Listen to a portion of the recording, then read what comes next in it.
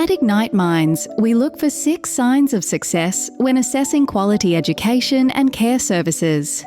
The signs are what is visible after you have taken action. We look for evidence of a steady and predictable daily schedule, daily evidence of learning experiences, holistic learning experiences, changes in your learning environment, weekly reflections, and monthly plans. The actions behind these signs show that you are using everyday tools of a family daycare educator, like a hammer and nails for a builder or pots and pans for a cook. You cannot show up for work without your tools. Let's briefly explain what we mean. 1. A steady and predictable daily schedule. Children thrive when they can anticipate what is coming next. Ignite Minds also feels less anxious when we can predict your movements. For example, the following activities usually occur around the same time every day: arrivals and departures, sleep and rest, morning tea, lunch, afternoon tea, and late snack, outdoor play, including excursions to the park, art and craft. We expect you to document your daily schedule, and we will monitor it through your story park documentation and unannounced visits. We get worried when children cannot tell us what they are doing each day, are unsettled, and your behaviour is unpredictable. Unpredictable behaviour undermines trust and quality education. 2. Daily evidence of learning experiences. You must document your learning activities and experiences every day. At Ignite Minds, we do this by updating Story Park. You must show proof, through your stories, that children have access to quality opportunities, are safe, engaged, and supported. 3 easy ways to make daily posts. Before the activity, photos of paper and paint for painting. During the activity, photos of children putting colours on paper. After the activity, photos of children's artwork. When parents receive photos of their children doing quality things, they are happy and may show their colleagues and relatives, increasing your value in the community. This is an important way of sharing happiness and showcasing your skills as an educator. 3. Holistic learning experiences. Ignite Minds has a resource with visual examples of play experiences for each of the 6 play areas included in your plans. You will note that on one side there are pictures, and the other side has a checklist to assist you reflect on your experiences from the perspective of different age children. You'll see different types of activities: language, cognitive, creative, physical, social and emotional, and outdoor classroom. You cannot provide holistic experiences if you only focus on one type of activity. You need to plan to do all types of activities every day. Do a self-assessment. Ask yourself, language. Are they sharing language through pictures, song, reading, and being read to? Cognitive. Are their skills being challenged and improved? Creative. Are they making beautiful things with their hands? Physical. Are your children moving all muscles in their bodies? Social and emotional.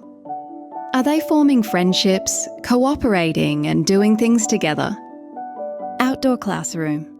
Are they exploring and investigating outdoors every day? If you answered no to any of these questions, then your program is too narrow. Holistic learning takes time and is worked out over multiple days and weeks. For example, when teaching about birds, you don't just talk about them. You can draw them, read about them, excursion to see them, sing about them, dance like them, create houses for them, and imagine you are them. 4. Your learning environment changes. Your space must look like somewhere children can safely interact with their environment, with each other, and of course, with you, the educator. We need to see these interactions evolve and grow. When environments stay the same, chances are the interactions stay the same, and it indicates that you are not investing time or money into your business. Ask yourself, can that cubby house be extended? What would happen if I introduced a large box? Does that sandpit have enough sand? What would happen if I introduced pipes, funnels, and water? Does my art corner have enough paintbrushes? What would happen if I introduced fat and thin brushes? Are there lots of different things to play with? Or does it look messy and not organised? Are the toys and equipment in good condition? Are pencils sharpened and ready? Are there pieces missing from puzzles? Is my outdoor classroom safe and interesting? Is there enough shade? Is there activities for jumping, rolling, balancing, riding, gardening, creating? You can't do all of these things every day. Your environment must change and grow as the learning changes and grows. 1 week the cubby is a hospital, and then next it's a shop, and then it's a cafe displaying artwork. This change is supported by investment of time and money into your business. Get involved. Update your environment often. We worry if your environment is always the same. 5. Weekly reflections. Every week, we must spend time reflecting on what is working and what is not working. For example, I spent a lot of money on art supplies and the children mixed it all together and wasted it. On reflection, I needed to spend more time reading to them and singing instructional songs like Head, Shoulders, Knees and Toes to develop their listening skills and ability to follow instructions. Next time, I will introduce colours one at a time so they cannot be mixed up. Another example, my new child has separation anxiety and I am struggling to meet the needs of all children.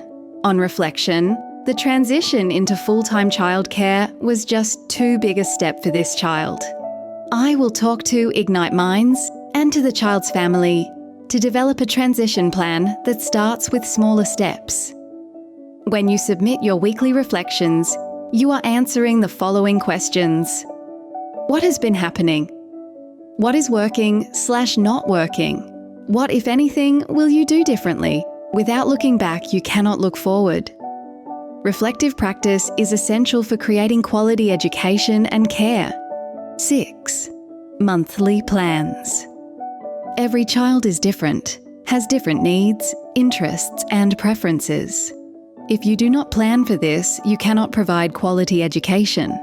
When you reflect on your daily Story Park posts, you can think about how your program supports the EYLF principles, practices, and learning outcomes.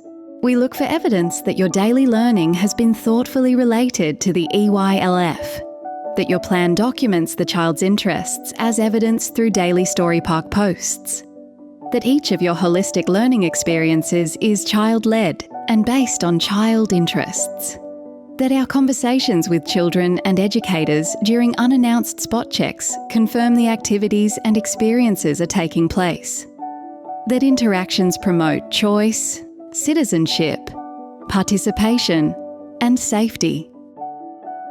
The 6 signs of success outline how educators are expected to run their family day care. These steps emphasise the importance of not just doing a good job as an educator, but also being able to show and prove that you're doing a good job. FDCs operate in a highly regulated industry, and families place an enormous amount of trust and responsibility on their educators. These steps are designed not to be a burden, but to help educators have clear, actionable steps towards a successful FDC journey. Most importantly, educators aren't alone in this. Ignite Minds and all of their staff are here to support them at all times.